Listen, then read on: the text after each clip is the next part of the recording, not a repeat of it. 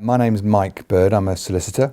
I am a partner at Enable Law and I represent families at inquests. There are several reasons why a family might want to involve a solicitor at an inquest. Sometimes a family will decide that in order to participate fully in the inquest process, they feel that they're unable to ask questions themselves because they might feel that they're too close to what's happened, obviously close to the person who's died, and they want to have somebody independent brought in who's more detached, emotionally detached, to ask questions on their behalf. The other common circumstance is where the death has occurred in a situation where it's possible that there will be a claim, a legal claim of some sort arising from the death, and so the family will take legal advice quite early, and if they do, then the lawyer will usually suggest that a lawyer represents them when it comes to the inquest so that they can ask the right questions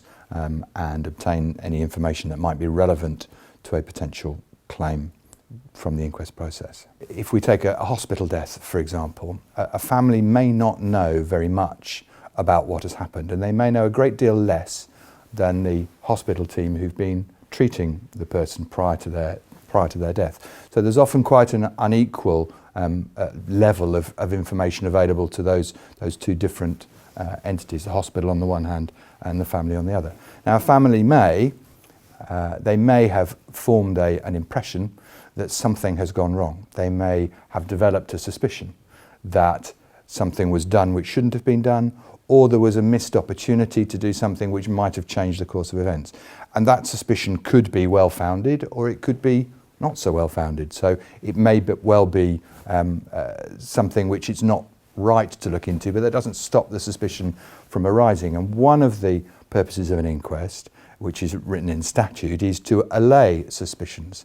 So if somebody does have those reasonable questions, then the inquest is a vehicle for unravelling those and trying to find out whether the suspicion was well-founded or not. When it comes to deciding what questions to ask of a medical witness in a hospital death, it's important to remember that the inquest is a fact-finding investigation. It's about establishing what happened, and it's about answering the four questions: who's died, where, when, and how. It's not about apportioning blame. It's not about pointing a finger at anybody. No one is on trial, not the person who's died and not any of the people who've provided care in a hospital setting to the person who's died.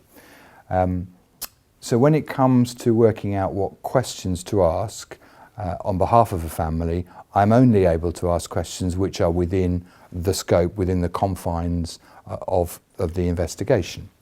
I am not allowed to ask questions which might relate to what we call negligence.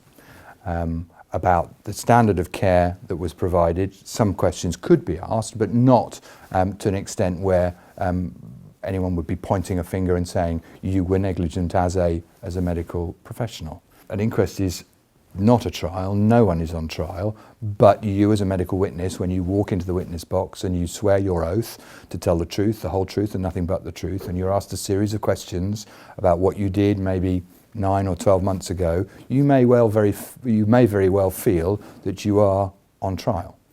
Now that's not something that anyone in the inquest arena wants, but it is something that you as a medical witness need to be prepared for. So if you are called to give evidence at an inquest and have never been before, I would say first of all go and watch an inquest, see what happens, talk to more senior colleagues who have been to inquests, talk to the trust, to your employer, and if the trust is being legally represented, you will probably spend some time with the trust's legal representatives too, and take any support that you can. When you write a report, it's as if you are giving your evidence in court, so you must tell in the report the truth, the whole truth and nothing but the truth before you put your name to it. Before you then get into court, you should review what you have written and make sure you know exactly what you have said, because you can create an impression If you give your evidence in an unconfident way or muddle up some details, which you might not think are important, but which the family might, you may find that somebody criticises you for that, and it undermines the quality of what you're saying.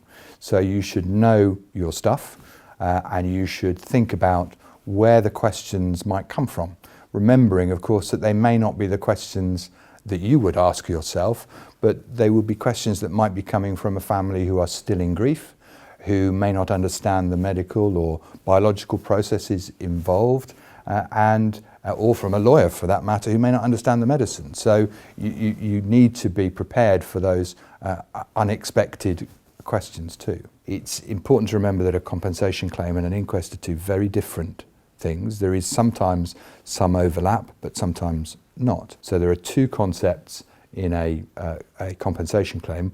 The first, was there a duty of care, and was that duty of care breached by substandard care being provided? And secondly, did that substandard care contribute or cause the death?